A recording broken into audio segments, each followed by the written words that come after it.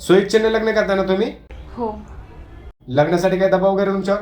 हो, दबाव कशाला टाकणार? प्रेम करतो आम्ही. तू घबरे, तुम्ही सांगा.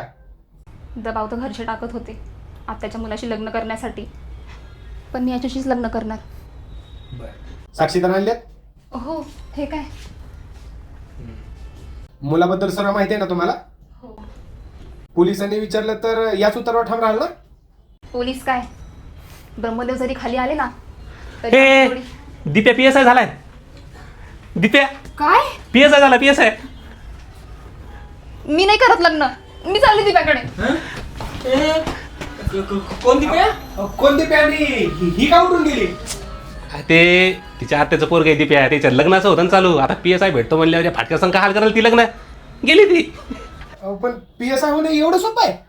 सोपं नाही, लय अवघड असते. पण कसं, चांगले पुस्तकं जर समजा वाचायला असतील तर जरा सोपं जाते.